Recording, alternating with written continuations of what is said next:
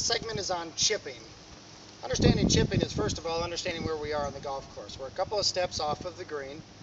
We're in a rough. We may even, sometimes be in the fairway, but we're not in a position where we can putt it. If you get a ball that's up on the fringe and you feel like you can get your putter on it, I would definitely advise you to putt it if there's nothing in your way. You definitely have more control over a ball that's on the ground than in the air. But we're doing a little bit of chipping here, and I want to give you a little bit of technique and then a little bit of philosophy.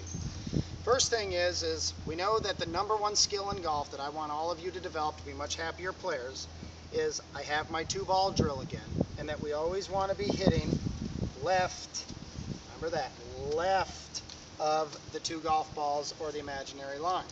Too often we are doing this.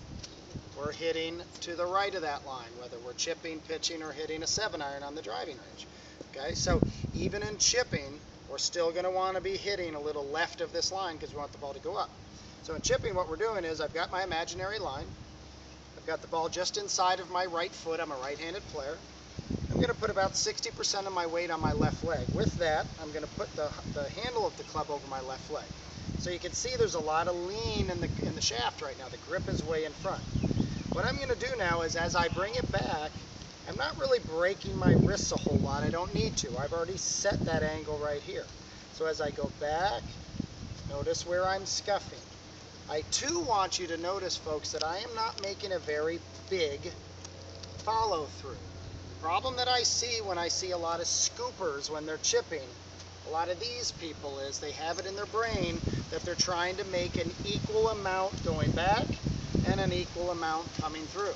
That is not correct. We actually chip with the club coming down and it stops, staying at that angle. Down and it stops. You're not sticking it in the ground, but we've got to be able to keep that angle. Only thing you have to think of is how far back do I need it to go. So the backswing creates how far you want the ball to go, not the forward swing.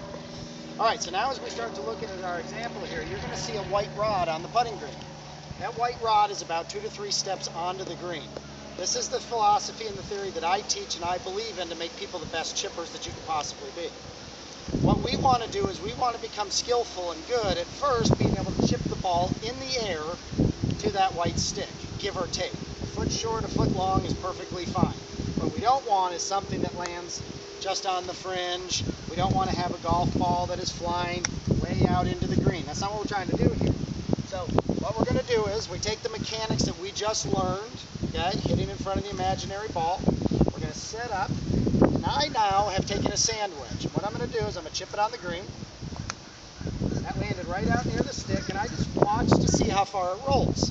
That sand wedge, when it landed at that spot, didn't roll very far. It has a lot of degrees of loft on it. That is great for the front pin placements. I know that whenever I go to chip and the pin's up front, if I land my sand wedge just a couple feet onto the green, it's going to stay in the middle of the green. If I take my pitching wedge now, I do the exact same thing. Take my pitching wedge, same setup as last time, looking at my white stick. Oops, that wasn't a very good example because those two collided. Let's try that again. We go back. You notice that ball now is rolling out into the middle of the green. I know through experience that when I chip my pitching wedge to the same spot where I landed my sand wedge, those golf balls will roll into the middle of the green. So when I walk up to the green, pin's in the middle, I grab my putter, my pitching wedge. It doesn't matter to me that it's 35 feet away. I'm making a practice stroke trying to hit it to my imaginary stick that's 2 to 3 feet on the green. If I have a pin that's in the back, I have found through experience for me personally that I like a 7-iron. I'm not worried that that pin is 85 feet away. That's not my responsibility. My responsibility is to hit the 7-iron in the air, again, to the white stick, and see what the golf ball does from there.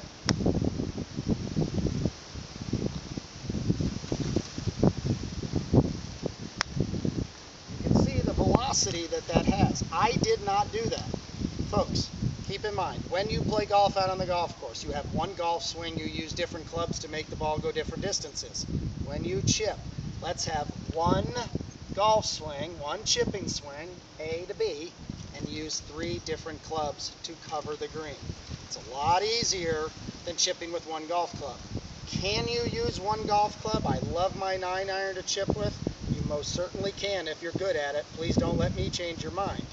Problem is, there's 20 different holes on this putting green right now. If you use the same golf club and I line 20 balls up here, you're going to need to make 20 different golf swings. There's nobody else out here with us right now practicing that feel and touch.